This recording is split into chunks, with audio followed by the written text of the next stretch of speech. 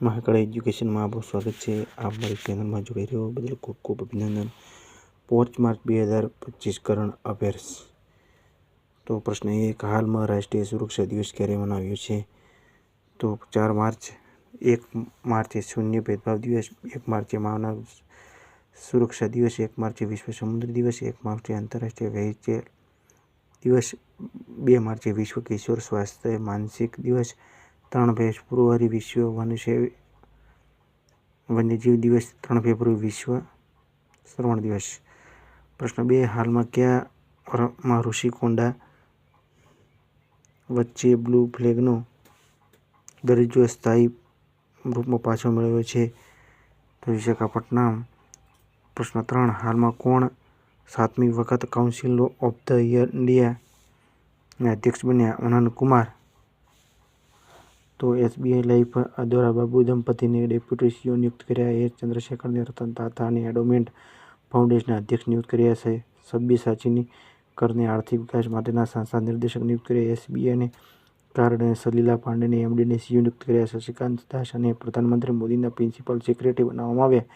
PK Mishra હાલે પણ 1 નંબરના પ્રિન્સિપલ સેક્રેટરી છે અને Shaktikanta Das reserve bank ઓફના આરબીઆઈના governor હતા। વ્યય વિભાગમાં ઉપસચિવ તરીકે મૃત્યુંજય શ્રીકાંતને નિયુક્ત કરવામાં આવ્યા। ભારતના ચૂંટણી કમિશનર વિવેક જોશીને પદભાર સંભાળ્યો। જ્ઞાનેશ કુમારને મુખ્ય ચૂંટણી કમિશનર નિયુક્ત કર્યા। પ્રશ્ન તમારા માટે છે। પ્રશ્ન, હાલમાં યામાંડુ ઓર્સી કયા દેશના રાષ્ટ્રપતિ બન્યા છે? તો ઉરુગ્વે। એલી બોલોજને રોમાનિયાના રાષ્ટ્રપતિ બન્યા।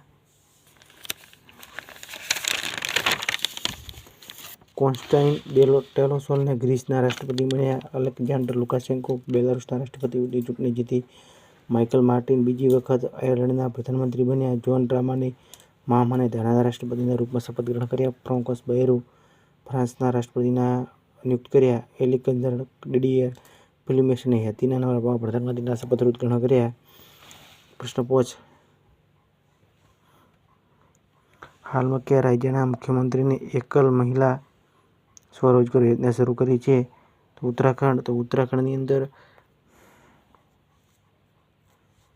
ઉત્તરાખંડનું કેપિટલ છે દેહરાદૂન। રાજ્યપાલ છે ગુરમીતસિંહ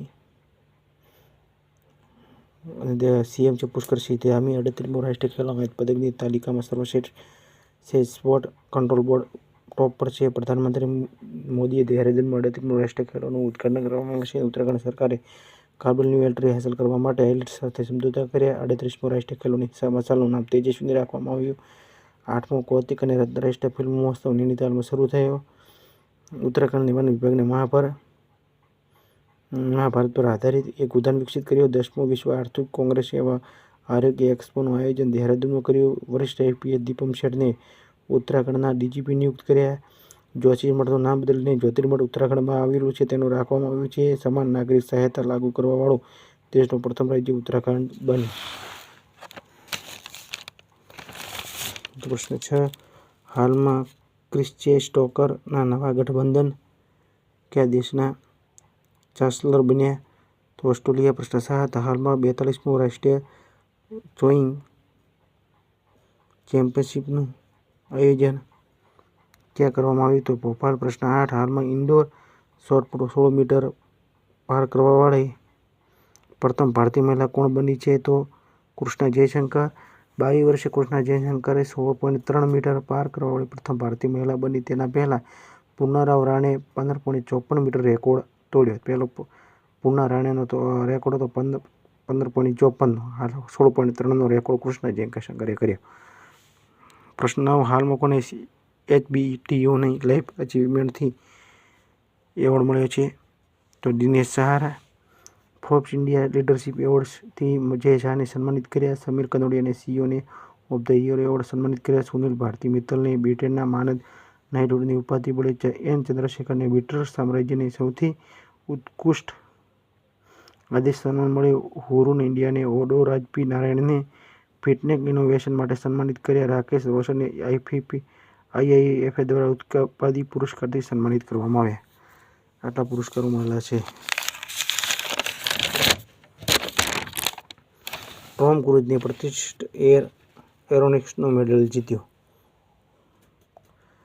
11. હાલમાં કયા રાજ્યનો સાયબર અપરાધ ફોરેન્સિક અને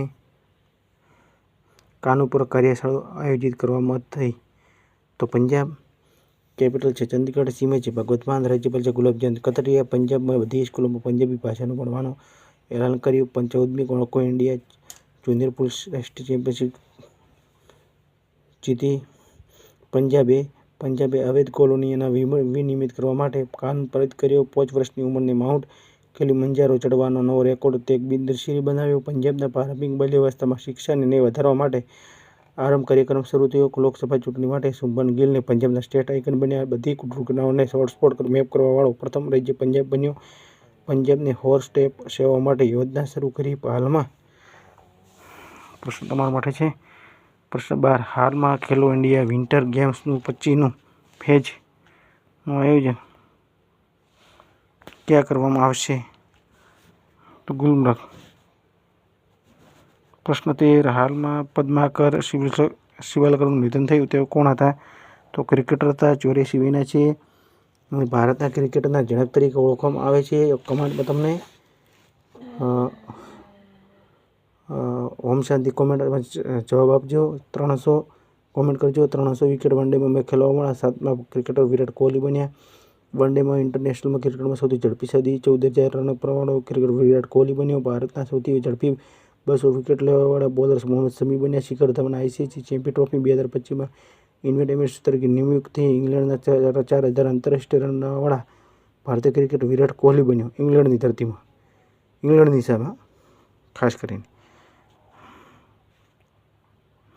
14. હાલમાં કોણ બીજી એશિયાઈ યોગ ચેમ્પિયનશિપ મેજબાની કરશે? તો ભારત.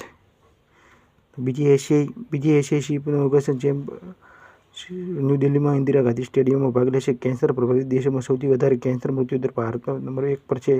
84 મિલિયન થયા છે મૃત્યુ કેન્સરથી. 2024માં વિશ્વમાં સૌથી વધારે આઈપીઓ દ્વારા ફંડ જુટાવવામાં ભારત પ્રથમ છે. ભારત આંતરરાષ્ટ્રીય સમુદ્રી નેવિગેશન સહાયતા પસંદગીથી ભારત વેપારને મજબૂત કરવા માટે ઇફ્ટા ડેસ્ક શરૂ કરશે. એ શિખર સંમેલનો ભારતમાં આયોજિત કરવામાં આવશે આવતા સમયની અંદર. હાલનું શિખર સંમેલનનું આયોજન ફ્રાન્સમાં થયું.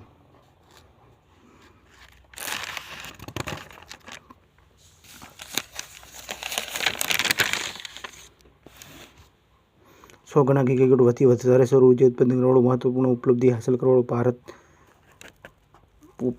ભારતે કરી. અને પ્રશ્ન 15માં હાલમાં RCITC સાથે કઈ કંપનીએ નવરત્નનો દરજ્જો મળ્યો છે? તો RFC 26મા નંબરની છે. 26 કંપનીઓને નવરત્નનો દરજ્જો મળ્યો છે. આમાં 25મા નંબર છે RTCC. આ બંનેને હમણાં મળ્યો. 26 નંબરની સુધી નવરત્ન દરજ્જો કંપનીઓને આપવામાં આવ્યો છે. પ્રશ્ન હાલમાં કયા રાજ્યની સરકારને ચિરાગ રીપુ હાથીની 8મો રાષ્ટ્રીય ઉદ્યાનના રૂપમાં અધિસૂચિત કરવામાં આવશે? પ્રશ્ન તો અસમ તમારા માટે હતો. હવે પ્રશ્ન તમારા માટે છે. કોને ત્રીજો રણજી ટ્રોફી ખિતાબ જીત્યો છે? તો વિદર્ભ, ગુજરાત, કેરળ એક પણ નહીં. બરોબર. તો થોડા પ્રશ્નો ચર્ચા કરી લઈએ. ભારત વિશ્વ શાંતિ કેન્દ્રનું ઉદ્ઘાટન ગુરુગ્રામમાં થયું. ભારતમાં સૌથી 200 વિકેટ લેવાવાળા બોલર મોહમ્મદ શમી બન્યા. ફોર્બ્સ ઇન્ડિયાની લીડરશિપ એવોર્ડ જે શાહને સન્માનિત કરવાની. એક્સપાયર થયેલી દવાઓ નિપટાવવામાં વૈજ્ઞાનિક નિપટાનમાં કેરળ ટોપ પર છે. કેન્સરથી પ્રભાવિત લોકોની સૌથી વધારે મૃત્યુ ભારતમાં. અનુપાત દેશ ભારત બન્યો. 30 વર્ષો પછી કિડનું ટોળું દક્ષિણ આફ્રિકામાં જોવા મળ્યું. રાજસ્થાનની સરકારને અજમેરમાં 132 વર્ષ ફોય સાગરનું નામ ઝીલ બદલીને વરુણ સાગર ઝીલ કરી છે. ઉત્તર પ્રદેશની વિધાનસભાની ભારતની પ્રથમ વિધાનસભા છે જે અનુવાદક સુવિધા લેન્સ કરશે. ભાગને આગલા 5 વર્ષે શ્રીલંકાને 1500 સિવિલ અધિકારીઓને પ્રશિક્ષિત કરશે. મધ્યપ્રદેશને ₹5 સ્થાયી વીજળી કનેક્શન કરશે. ભારતના ચૂંટણી કમિશનરના રૂપમાં વિવેક જોશી પદ પર સંભાળ્યો. રાજ્યના પ્રથમ ગ્રીન બજેટ પ્રસ્તુત કરશે. ઝારખંડ ગુટખા અને પાન મસાલા પર પ્રતિબંધ લાગુ કર્યો. જગુઆરના ફાઇટર સ્ક્વોડમાં પ્રથમ મહિલા પાયલોટ તનુકાશી બની. સ્પીડ કાર્ડના સલીલ પાંડેને એમડીની નિયુક્ત કર્યા. અમેરિકાના રાષ્ટ્રપતિ અંગ્રેજી આધારિત ભાષાને ઘોષિત કરવાનો આદેશ હસ્તાક્ષર કર્યા. દુનિયાની સૌથી અમીર મહિલામાં લિસ્ટમાં એલિસ વાટ્સન ટોચ પર છે. સુની ભારતીય મિત્રને બ્રિટનના માદન નાઇટહુડની ઉપાધિ મળી. અમજદને પ્રથમ વખત કોમ્પ્યુટિંગ ચિપ્સ એલોસોટનું અનાવરણ કર્યું. અસમના જુમેજર બિદરની કાર્યક્રમ આયોજિત કરવામાં આવશે. આ સાથે ફરી મળીશું નવા વિડીયો સાથે.